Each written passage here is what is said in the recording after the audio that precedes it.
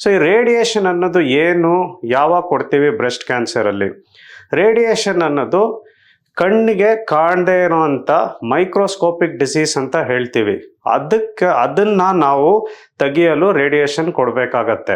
ಇದು ಯಾವಾಗ ಅಂದರೆ, ಈಗ ಆಪ್ರೇಷನಲ್ಲಿ ಏನು ಮಾಡ್ತಾರೆ ಅಂದರೆ, ಸರ್ಜನ್ನು ಕಣ್ಣಿಗೆ ಏನು ಕಾಣುತ್ತೋ ಆ ಗಡ್ಡೆನ ಬ್ರೆಸ್ಟಿಂದ ತೆಗಿತಾರೆ.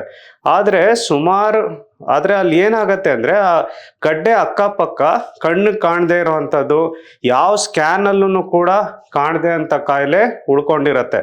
ಅದನ್ನು ಹಾಗೆ ಬಿಟ್ಟರೆ ಇನ್ನು ಕೆಲವು ತಿಂಗಳಲ್ಲಿ ಅದು ಮತ್ತೆ ಬೆಳ್ಕೊಳತ್ತೆ. ಸೊ ಇದು ಬೆಳ್ಕೊಳ್ದೇ ಇರಲಿ ಅಂತ ರೇಡಿಯೇಷನ್ ಕೊಡ್ತೀವಿ. ಎರಡನೇದು, ಬ್ರೆಸ್ಟಲ್ಲಿ ಒಂದು ಭಾಗದಲ್ಲಿ ಗಡ್ಡೆ ಬಂದರೆ ಅದೇ ಬ್ರೆಸ್ಟಲ್ಲಿ ಬೇರೆ ಭಾಗದಲ್ಲಿ ಬರೋ ಅವಶ್ಯಕತೆಯೂ ಇದೆ. ಸೊ ಅದನ್ನು ಕೂಡ ತಡೆಯಲು ನಾವು ರೇಡಿಯೇಷನನ್ನು ಕೊಡ್ತೀವಿ. ಸೊ ಸರ್ಜರಿ ಅನ್ನೋದು ಬ್ರೆಸ್ಟ್ಗಳಿಗೆ ಎರಡು ಥರ ಇರುತ್ತೆ. ಒಂದು, ಪೂರ್ತಿ ಬ್ರೆಸ್ಟನ್ನೇ ಸರ್ಜನ್ ತೆಗೆದುಬಿಡ್ತಾರೆ, ಮ್ಯಾಸ್ಟೆಕ್ಟಮಿ ಅಂತ ಹೇಳ್ತೀವಿ.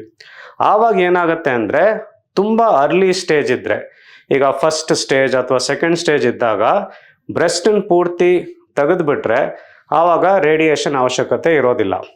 ಆದರೆ ಚೂರು ಅಡ್ವಾನ್ಸ್ಡ್ ಸ್ಟೇಜ್ ಇತ್ತು ಅಂದರೆ, ಈಗ ನಾವು ಒಂದು ಗಡ್ಡೆ ಸೈಜನ್ನು ಮೆಷರ್ ಮಾಡ್ತೀವಿ, ಅದು 5 ಸೆಂಟಿಮೀಟರ್ ಹೆಚ್ಚಿಗೆ ಇತ್ತು ಅಂದರೆ ಆವಾಗ ರೇಡಿಯೇಷನ್ ಕೊಡಬೇಕಾಗತ್ತೆ.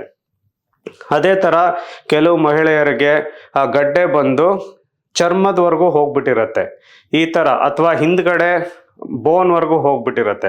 ಈ ಥರ ಸಿಚುವೇಶನಲ್ಲಿ ಮ್ಯಾಸ್ಟೆಕ್ಟಮಿ ಮಾಡಿದಾಗ, ಬ್ರೆಸ್ಟನ್ನು ಪೂರ್ತಿ ತೆಗೆದಾಗ ನಾವು ರೇಡಿಯೇಷನ್ ಕೊಡಬೇಕಾಗತ್ತೆ. ಮೂರನೇದು, ಕೆಲವು ಮಹಿಳೆಯರಿಗೆ ಬರೀ ಬ್ರೆಸ್ಟಲ್ಲಿ ಮಾತ್ರ ಇರೋದಿಲ್ಲ, ಅಲ್ಲಿಂದ ಕಂಕ್ಳಿಗೂ ಕೂಡ ಹರಡಿರತ್ತೆ. ಈ ಥರ ಗಡ್ಡೆ ಹರಡಿದಾಗ ಅಲ್ಲಿಗೂ ಕೂಡ ನಾವು ರೇಡಿಯೇಷನ್ ಕೊಡಬೇಕಾಗತ್ತೆ.